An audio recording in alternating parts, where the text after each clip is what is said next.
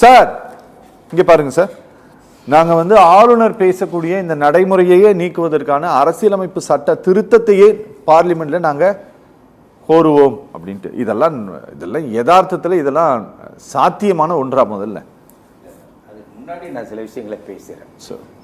முதல்ல அதிமுகவில் இருந்தும் பேசினாங்க மேடம், இப்போ வந்து இவரும் வடிவேலும் பேசினார். முதல்ல அதிமுகவில் இருக்கவங்க அண்ணாங்கிற பேரை எடுத்துட்டு கட்சியை நடத்தினா தான் நல்லாயிருக்கும்.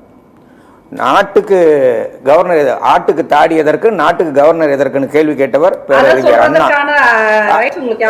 நீங்க கொஞ்சம் பொறுமையா இருங்கம்மா. சொன்னது பேரறிஞர் அண்ணா ஒன்று. அடுத்தது இன்னைக்கு சட்டமன்றத்தில் நடந்தது சம்பந்தமா வந்து ஜனகணமன பாடலன்னு உங்களுக்கு ஒரு தகவல் தெரியுமா?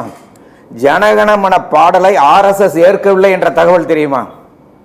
அந்த பாடலை நாங்கள் பாட மாட்டோம் என்று சொன்னவர்கள் அந்த இன்னைக்கு திடீர்னு ஜனகணமன மேல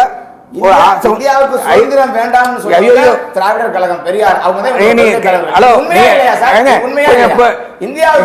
அவருடைய குரலை விட என்னுடைய குரல் ஓசை அதிகம். நல்லா ஞாபகம் வச்சுங்க. இப்பதான் கத்துனீங்கல்ல சார், நீங்க அரசியல் நாகரிகத்தோட பேசுங்க.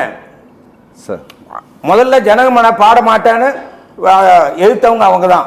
கான்ஸ்டியூண்ட் அசம்பிளிலே பிரச்சனை வந்திருக்கு, நம்பர் 1.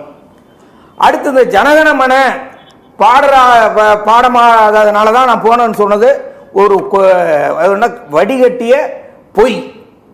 அதில் ஒன்றும் எந்த சந்தேகமும் இல்லை. நல்லா நீங்கள் கவனிங்க.